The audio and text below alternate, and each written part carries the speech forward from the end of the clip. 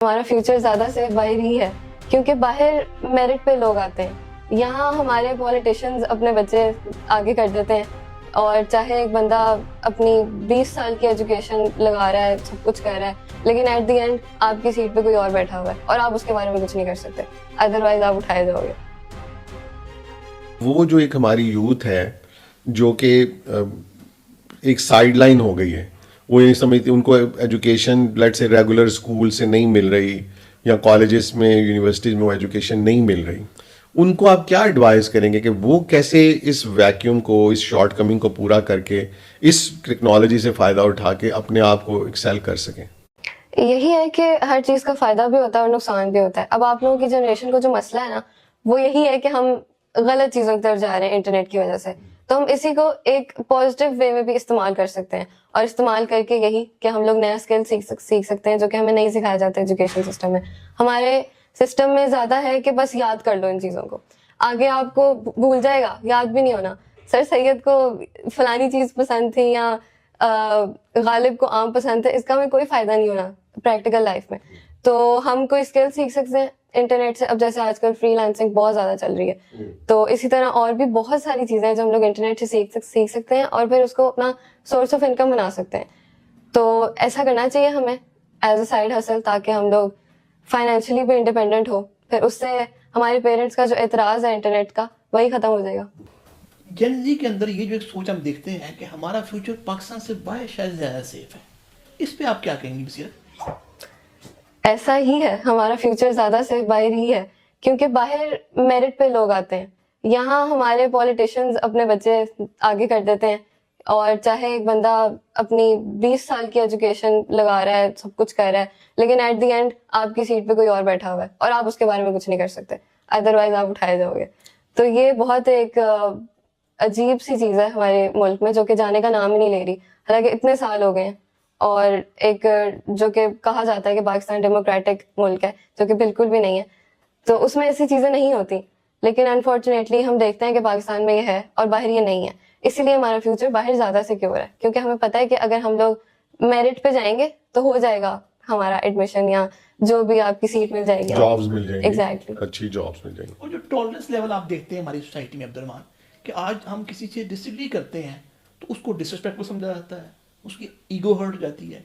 तो जो हमारा टॉलरेंस लेवल सोसाइटी में है, जेन ज़ी में, जनरेशन वाई, जनरेशन एक्स, हमारे पॉलिटिशियंस, ओवरऑल सोसाइटी में, इसको आप कैसा देखते हैं? जी बिल्कुल, ये बहुत एक कॉमन चीज़ है आजकल कि अगर आप किसी से डिसएग्री करेंगे तो वो उसको पर्सनल ले जाएगा या अपनी ईगो पे ले जाएगा, और फिर आपकी भी रिस्पेक्ट करने की कोशिश करेगा, या आपसे उसको अपने लिए पॉजिटिव नहीं रहेगा कि शायद इसमें मेरे लिए कोई बेहतरी की बात हो, बजाय कि आगे उससे और गलत आर्ग्यू करेगा और ना कि उसको अपनी बेहतरी के लिए देगा। इसमें हमारे कहीं ना कहीं जनरेशन गैप भी आ जाता है कि अगर दो जनरेशन आपस में डिबेट कर रही हैं तो वो जनरेशन गैप आ जाता है कि वो एक दूसरे की बात समझ ही नहीं पाते ड्यू टू जनरेशन गैप। और कहीं ना कहीं बात है कि सिस्टम को भी अपडेट करने की जरूरत है और सोच को भी बदलने की जरूरत है कि अगर हम एक दूसरे को क्रिटिक कर रहे हैं तो उसमें बेहतरी की चीज़ देखें, और अगर कोई ऐसी बात है भी तो उसको छोड़ के बेहतरी की तरफ देखा जाए।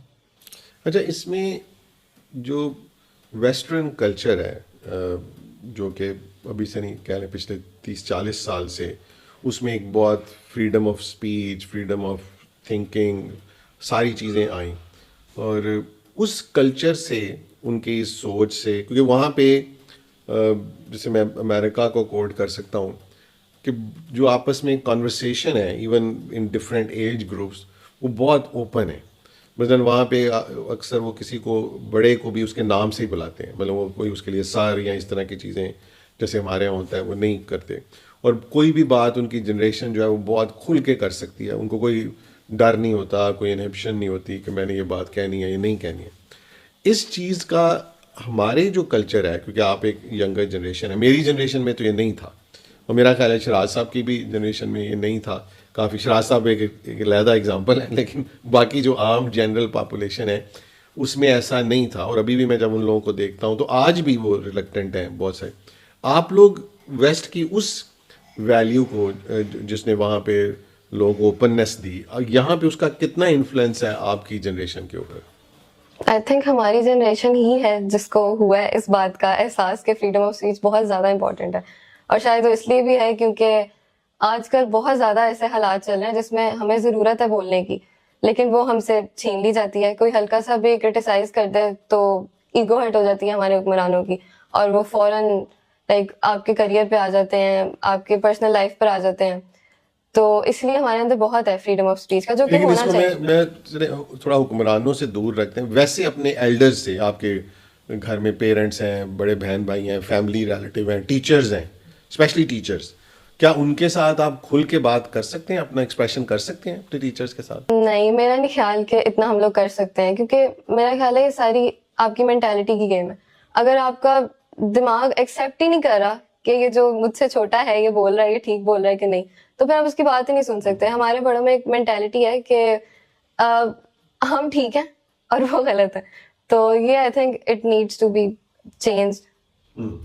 मेरे ख्याल में वेस्ट का जो असर है ये आया तो है हमारे इस जनरेशन में और पिछले कुछ सालों में, लेकिन किसी भी चीज़ का अगर आप ज़्यादा इस्तेमाल, किसी भी चीज़ का एक्सेसिव होना नुकसानदेह हो सकता है। अगर बहुत ज़्यादा फ्रीडम दी जाए तो उसका मिसयूज़ भी किया जा सकता है और उसको गलत तरीके से भी किया जा सकता है। इसीलिए दोनों चीज़ों का एक बैलेंस रहना चाहिए। फ्रीडम भी देना चाहिए, लेकिन साथ साथ अगर उसका गलत इस्तेमाल किया जाए तो उसको कंट्रोल, उसको लिमिट भी करना चाहिए। We are concluding on a positive note that Gen Z feels committed to serve the country and have a good future here in Pakistan. Thank you.